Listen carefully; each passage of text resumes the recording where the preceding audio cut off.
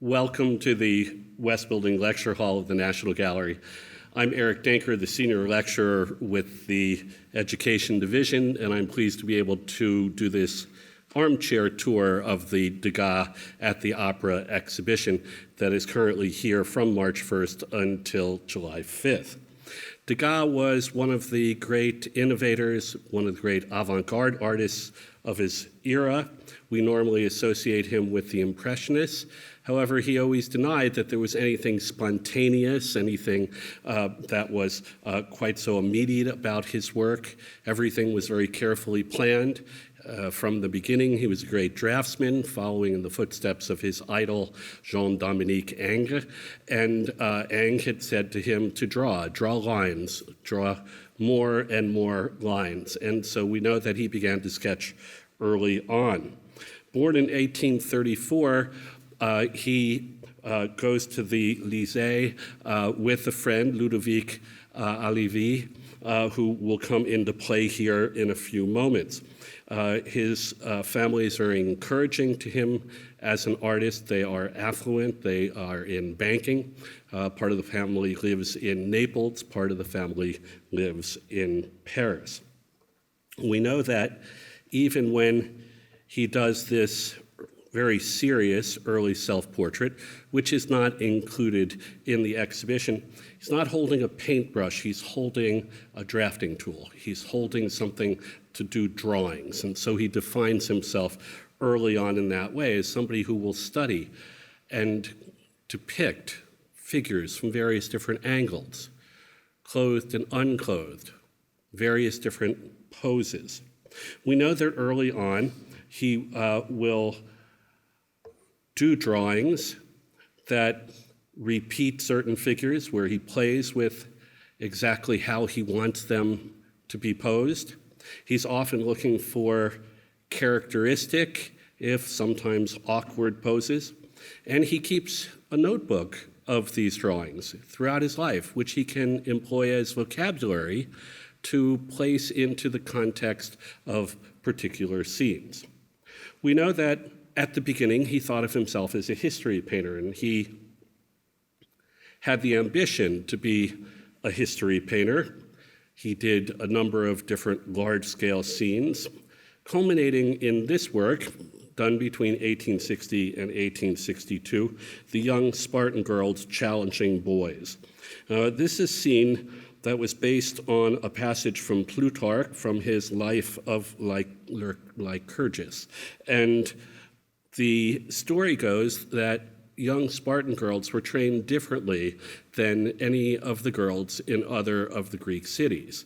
That as opposed to learning feminine arts, they were taught to fight, they were taught to compete, they were taught in sports, and that in fact they were taught to compete, throw javelins for instance, with their male counterparts. And so this presents an opportunity for him to show these young Spartan girls as they challenge the boys.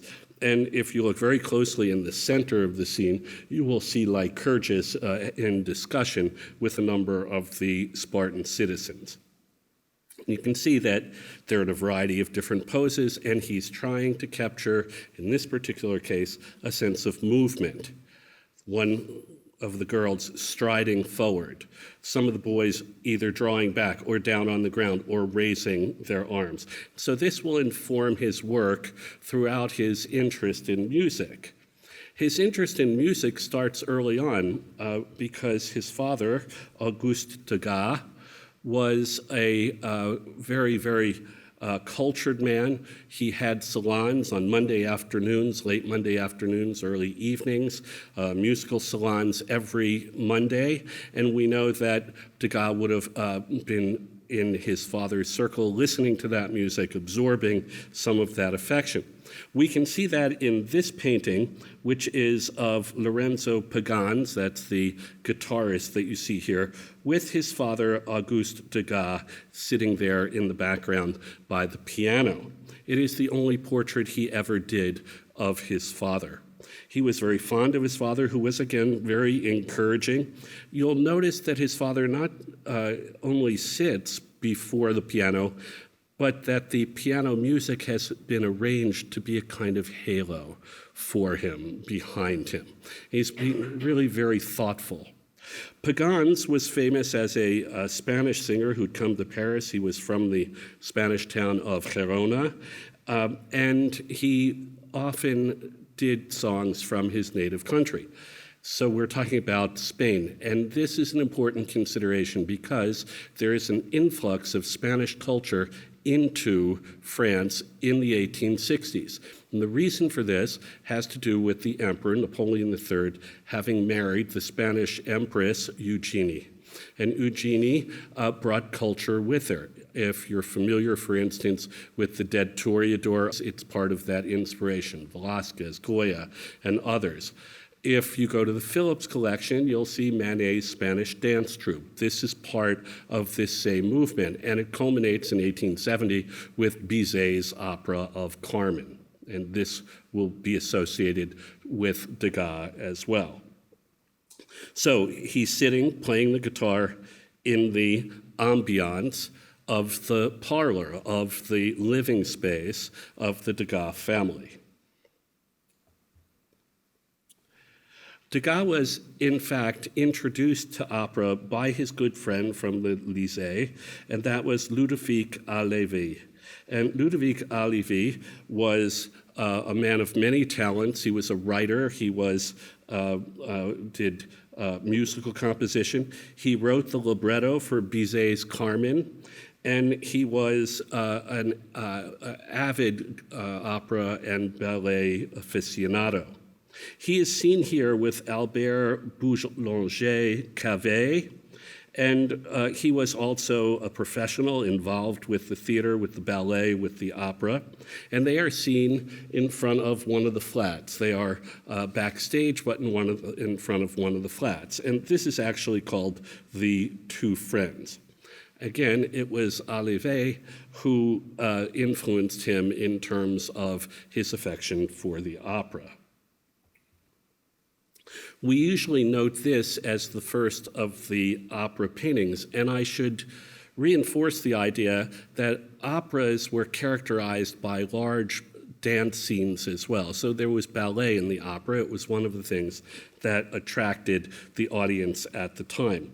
This is a painting from 1867-68. It comes from the Brooklyn Museum, and it's a portrait of Eugénie Fiauque, apropos of the ballet La Source, The Source.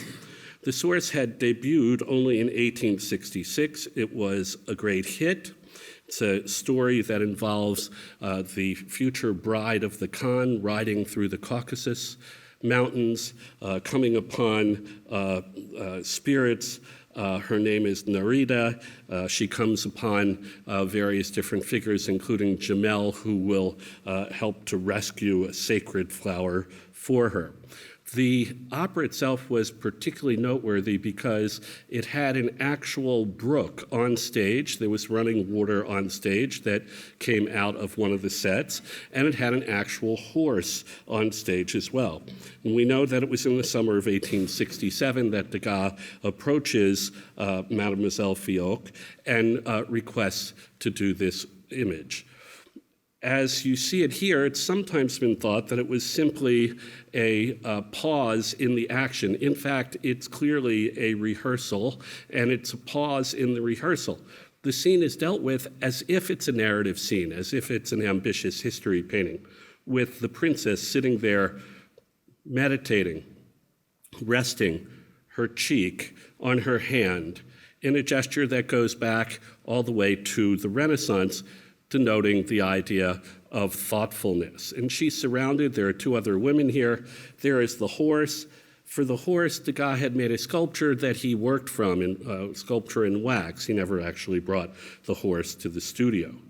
It is a marvelous composition. We see the figures, we see the reflections in the brook, the water as it runs by. The only slight detail that suggests that it is a scene of the ballet are the ballet shoes that you can actually see through the horse's legs. And so I thought it would be useful both to have a better look at her and to see the ballet slippers as well. Along these lines, Degas then becomes interested as well in the activities of the opera goer as well as the opera itself. This is a scene from Robert le Diable, Robert the Devil, an opera that was by Giacomo Meyerbeer, which had first been performed in November of 1831. It was a regular opera in the sense that it was performed again and again over the following 60 years. In fact, we know that in Paris, there were 758 performances over the next 60 years. So there was nothing avant-garde about it. So what was it that attracted Degas, who was a regular attendee? In fact, it is a scene, a nocturnal scene, which shows reprobate dead nuns having arisen from the grave and dancing in this wild, chaotic way. On the one hand, it was a very suggestive scene. On the other hand, the dancers were well draped. And so this was a very popular aspect to the opera. As you look at it, Degas is just as interested in the audience as he is in the opera going on stage. So where are we? In fact, we're in perhaps the second row, and this is the orchestra level. It was reserved for men. Women sat upstairs in the boxes. And so we are season ticket holders who are there to admire the skills and the physiques of these young dancers. But the fact is that the opera had been performed sufficiently often that as you look at the figures that are down here in the audience, you can see that they're looking around, that the figure on the extreme left looks to see who's up in the boxes, who he might meet during intermission, that they're less interested in what's going on stage than they are what's going on around them. You will see the figure that is adjacent to the man with the opera glasses is a recognizable figure. He is the musician and composer Désiré Diot, and he will come up again shortly in our discussion. Degas had carefully studied the scene. Here is a contemporary image of what the stage set, very dramatic stage set, looked like. And of course, this being done in around 1870-71, it is done in the old Opera House, which was a far more intimate house, the Salle Le Pelletier, on the Rue Le Pelletier. And we are fortunate here at the National Gallery to have this image by Manet of the masked ball at the opera that shows you the intimacy of the foyers. And this is something that Degas not only enjoyed, but was very, very disappointed in when the new opera house would open in 1875, the famous Garnier Opera, which had been under construction for a dozen years by the time it was open. In this sense, what we see here is a scene of intimacy. In fact, it is a scene of sexual commerce. These are courtesans, upper-class prostitutes who have come to the opera in order to find and engage clients for the evening. Each of the 6 women has a mask on. One has dropped her domino. They are each in turn flirting with, approaching a man all the way on the extreme right, a man seated on a partition. Actually, you can see the leather bottoms to his shoes, and that courtesan leans right into his lap, covering up with the fan. The 2 figures that are cut off from the upper foyer are also courtesans. They are trying to attract the attention from down below, and they function as a kind of signpost for the kind of sexual commerce that's going on.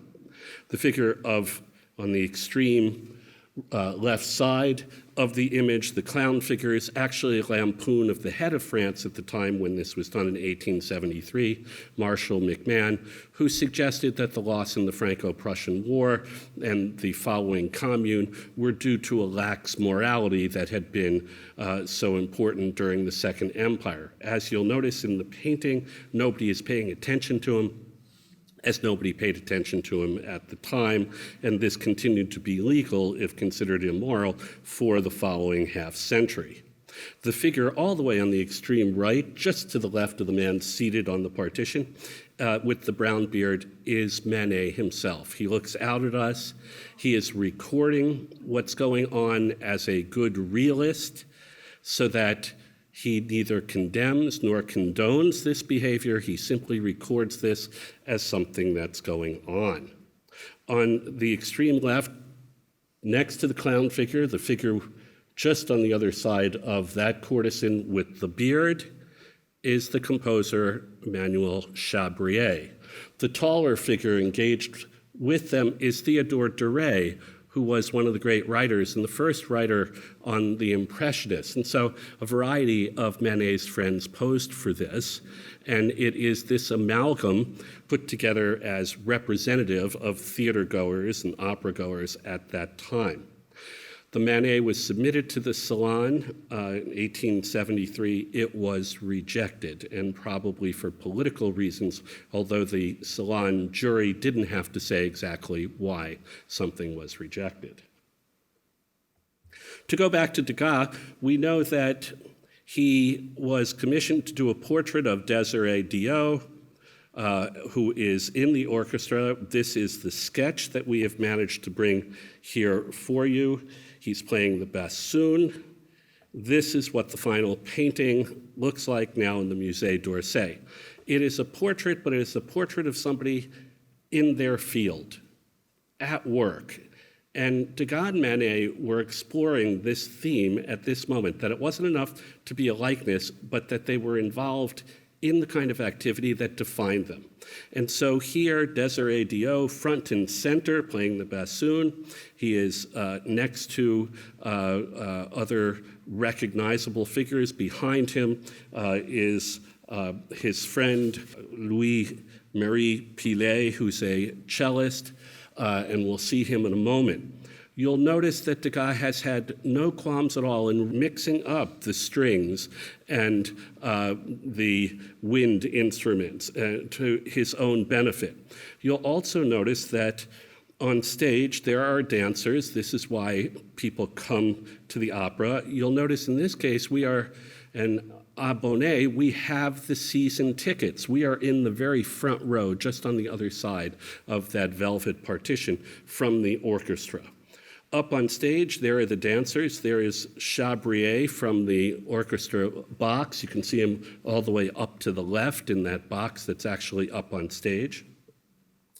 It is perhaps no accident that the heads of the dancers are cut off, because the people who attend the opera are not interested in their minds and their heads, but interested in their bodies. And it is no accident that the neck of the cello extends up across onto the stage in a very graphic and suggestive way.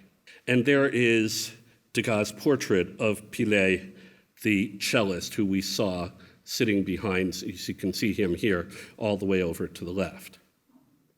Well, after these two paintings, Degas goes beyond the audience. We're still looking from an audience point of view, and he begins to explore other aspects of the opera and of the ballet. And so we have this famous scene of the dance class that is a painting that shows the dance master, the ballet master, Jules Perrault.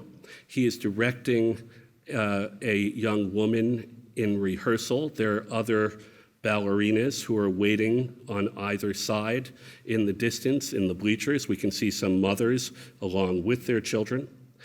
It's, I think, important to note that most of the ballerinas came from the very lowest economic classes, and mostly their mothers and their parents pushed them into dance because it was the opportunity to escape from poverty and from that class by finding a wealthy patron, by being a successful dancer and singer. It's also worthwhile noting that Degas never did any of these scenes actually painting in the rehearsal rooms, that these are constructions in his own mind, and that while he may have seen the rehearsal rooms, they change readily from one depiction to another. For instance, as you look at this image, do we know if that large opening is a doorway into another space or a mirror? It will serve as either in other compositions.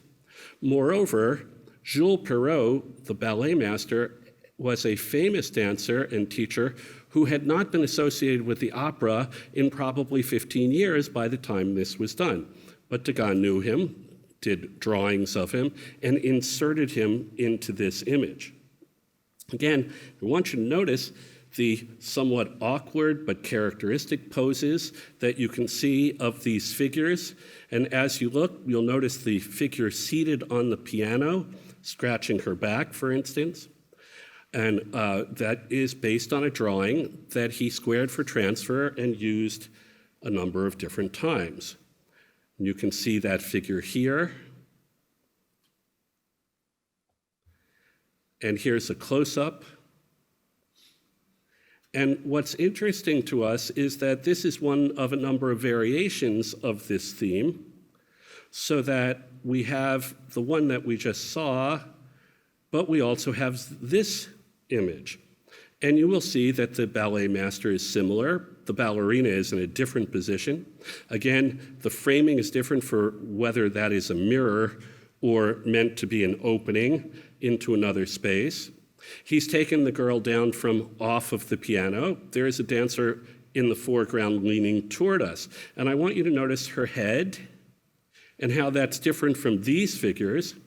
And the foreground figure here faces away from us, and she's holding a fan. And it's hard to make out what the design on that fan might be until we look and see that, in fact, Degas is playing with us, that originally there was a figure facing us, leaning over, and he's left her head and ear on the fan as if it were the decoration. So bear in mind the dance master here, because Jules Perrault will show up again, and we continue with the idea of rehearsal, but we move to the rehearsal on stage. And that's to be seen in this monotype. As you look at the monotype, you can see that the figure has been reversed, and that's because this is a printing process. So in the printing itself, it is naturally reversed.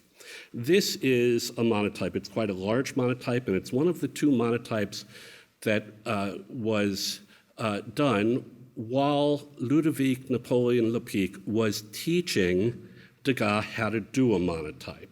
So the plate is a similar plate, copper plate, that was used for etching or for engraving. But instead of incising any marks into the plate, the artist would use a thick viscous ink to create a design on the plate, manipulating the ink as long as they like, and then finally taking an impression from it. There were two ways of working on the plate in terms of painting. You could work positively, you could draw on the plate, you could paint on the plate, or, as in this case, the plate was covered with ink, and Degas makes the image by wiping away the ink, allowing the paper to show through. He then worked it up slightly with a little bit of chalk. If you look very closely, you'll see Lepic and Degas' name in the upper left-hand corner of the image.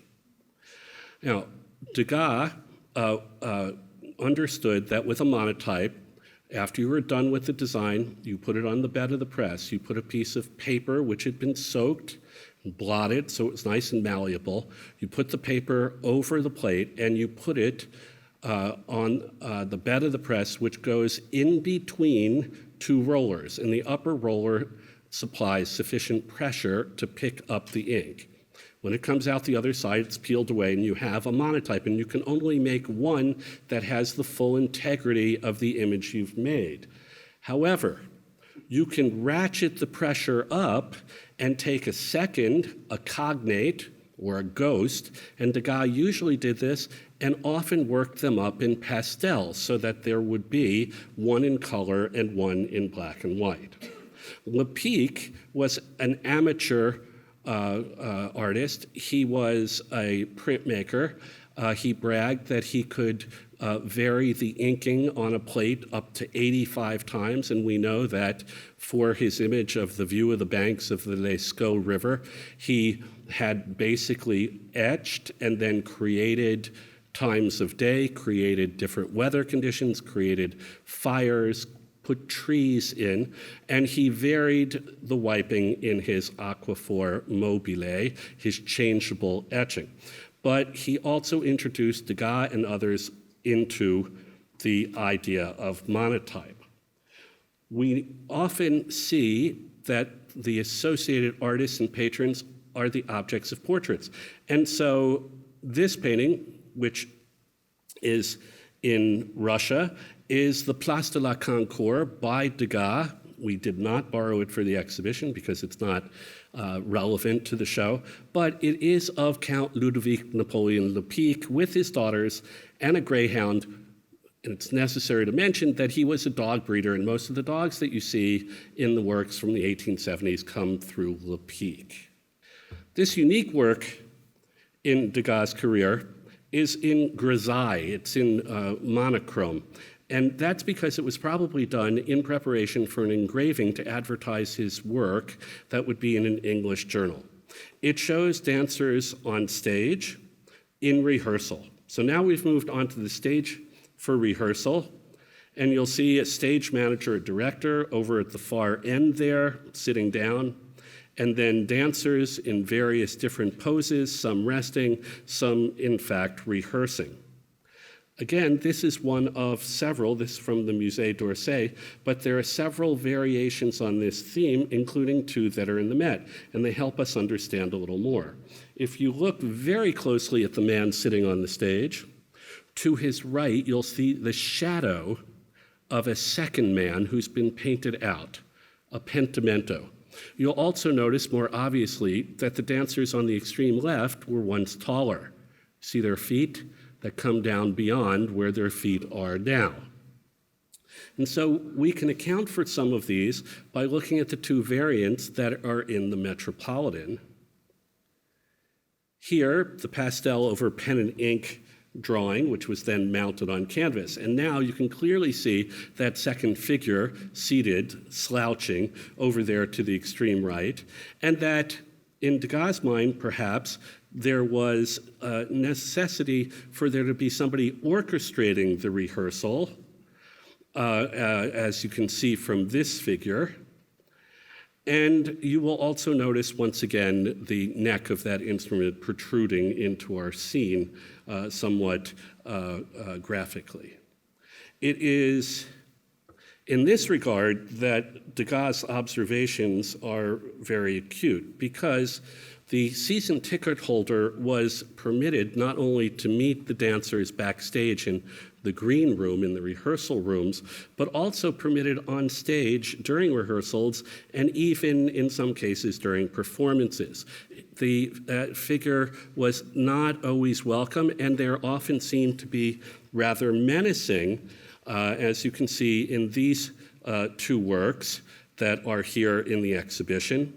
The wealthy gentlemen, in many cases, were preying on the poverty and the susceptibility of these young women. And you can see it in these two images, and you can see it here as well, where we're back behind the curtains, and you can see not only the gentleman in the foreground with a young ballerina racing away from him, but you'll see other men behind the flats, and then if you look very carefully, you'll see that there are even male trousers behind the scenery in the back. And this was one of the aspects that Degas, better really than anyone else, captured of some of the inequities, some of the more evil aspects of opera and ballet at the time. So we've been backstage, we've been at rehearsal. And now the star, a ballerina who is actually on stage taking a kind of star turn here in this Musée d'Orsay pastel. But even here, with this odd point of view, and Degas specializes in very unusual angles of vision. Even here, as we look down and we see her and we see other dancers behind the flats, there is a well-dressed male figure hiding behind the flat as well, even during this marvelous instance of the ballerina on stage. Rarely does he turn to the female attendees at the opera. Once in a while, and so we have this pastel that we're pleased to have that shows the place where the previous pastel would have been done from up high at an angle looking down.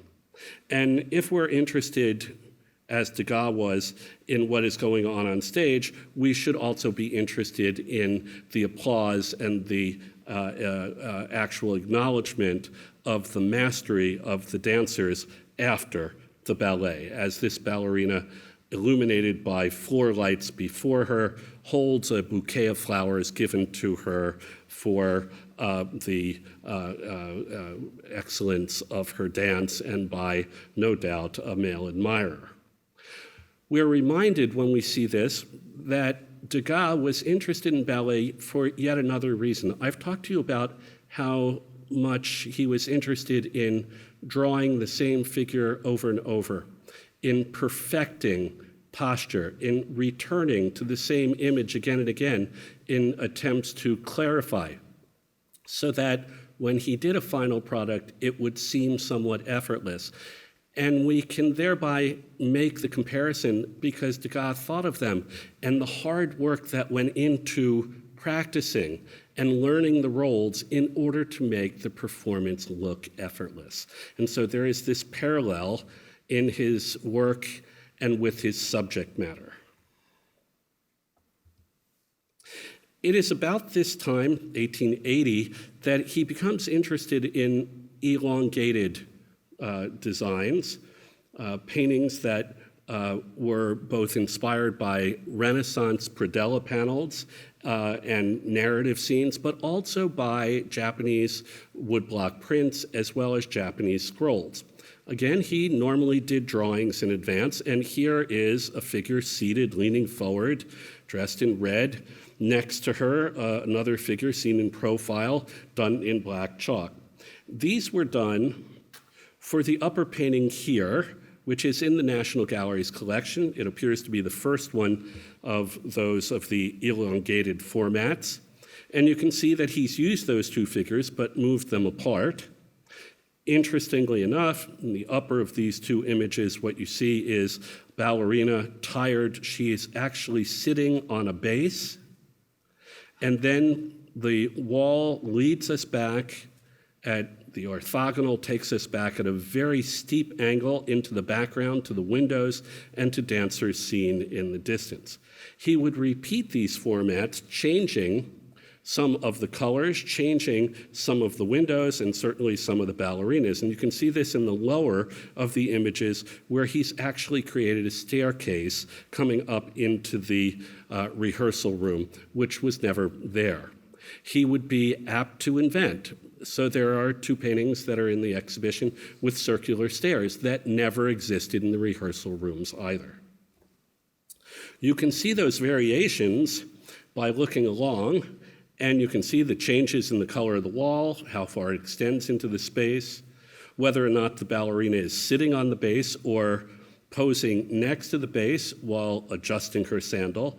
These are variations on a theme, and Degas is exploring the most expressive solution to each of these formats. He would do the same thing in these two paintings, which show us two resting ballerinas over to the right side in front of the wall, and then either ballerinas who are at the bar to the far left in the lower of these two images from the National Gallery, or the one above where a series of windows leads us back to the one ballerina actually at the bar.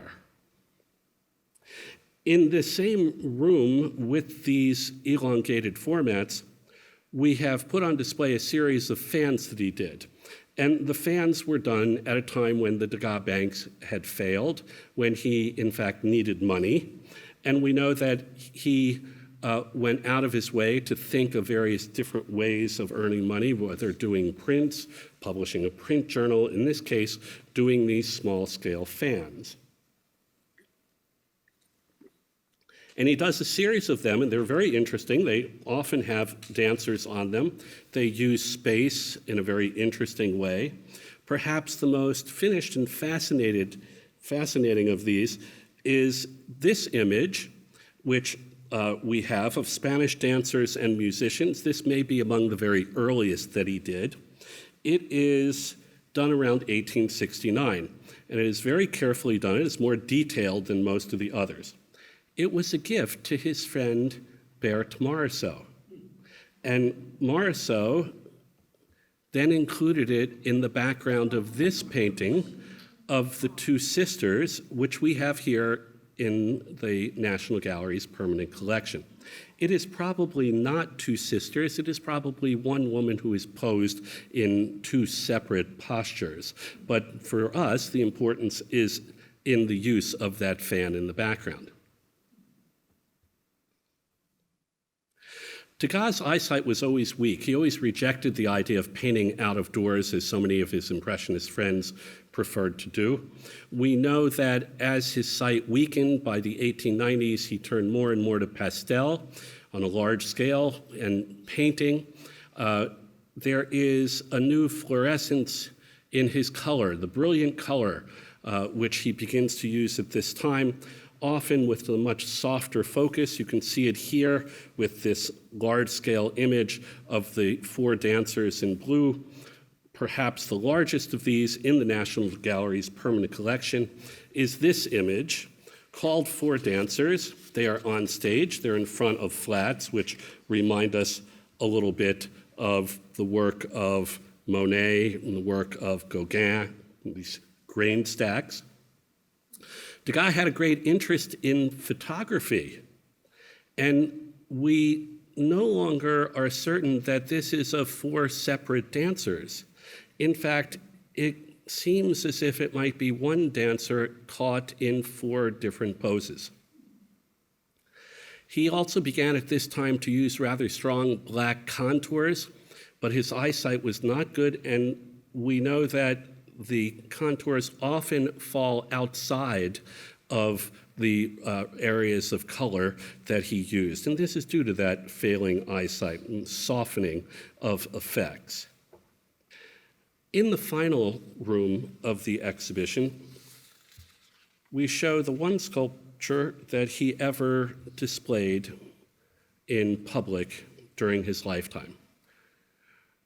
We are pleased that here at the National Gallery, we have the largest and most important collection of Degas waxes and of the associated bronzes.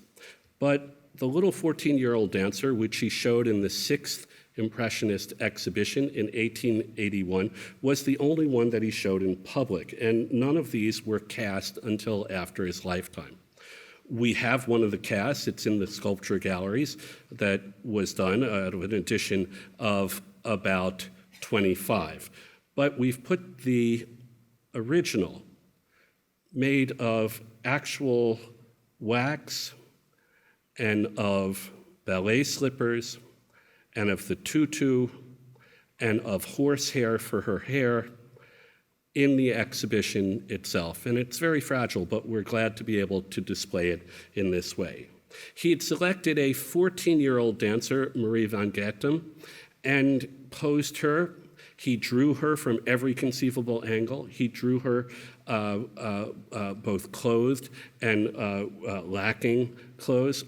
We know that he sculpted in wax as well.